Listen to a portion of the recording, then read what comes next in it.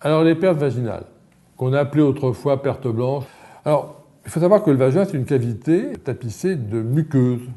C'est-à-dire, la muqueuse, c'est un tissu particulier, c'est ce qu'on a dans la bouche, par exemple, c'est ce qu'on a dans le nez, par exemple. Vous savez bien, quand vous avez un rhume, c'est-à-dire lorsque vous avez un virus qui attaque votre nez, eh bien, ça coule. Pourquoi? Parce que la muqueuse va essayer de se débarrasser, comme elle peut, de façon assez maladroite, c'est vrai, du virus ou de la bactérie ou du microbe qui l'ennuie, qui l'a envahi. Eh bien, pour le vagin, c'est la même chose.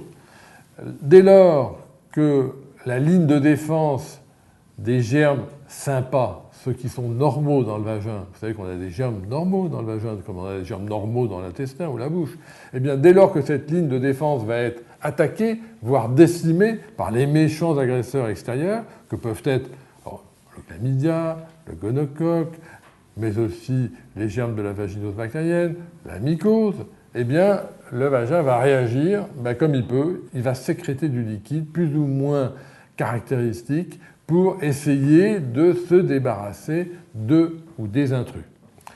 En ce qui concerne la mycose, par exemple, ça va être, les mycoses, ce sont des infections champignons extrêmement fréquentes, 600, 700, 1000 nouveaux cas par an, eh bien, il va sécréter des pertes qui vont être assez collantes, plutôt blanches, cette fois-ci, c'est vrai, un peu comme du buvard mouillé ou du lait caillé.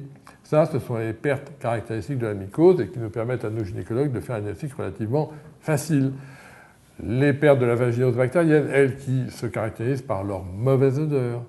Il y a des pertes totalement non spécifiques qui peuvent être l'objet de germes beaucoup plus méchants.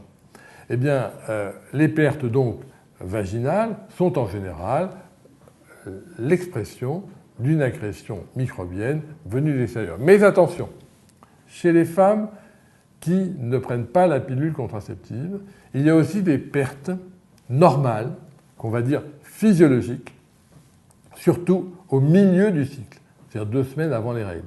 C'est quoi? C'est la glaire ovulatoire. Le col de l'utérus, qui est au fond du vagin, sécrète une sorte d'attrape spermatozoïde, c'est comme du blanc d'œuf cru, qui va être très abondant au moment de l'ovulation, qui va couler donc dehors. Ça va être visqueux, comme du blanc d'œuf. Ça va être incolore, ça va être sans odeur, ça ne va pas gratter, ça ne va pas brûler.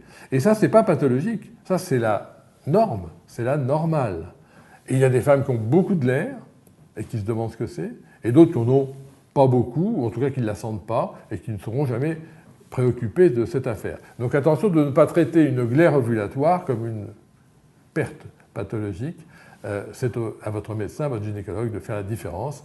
S'il n'y avait pas cette glaire, les spermatos meurent sur place. Parce que dans le vagin, c'est acide, c'est pas bon, et c'est vraiment un endroit tout à fait inhospitalier pour les spermatos. Donc quand il n'y a pas de glaire, d'ailleurs, c'est une cause d'infécondité. Donc, voilà à peu près tout ce qui peut se passer, assez schématiquement tout de même, mais tout ce qui peut se passer en termes de perte.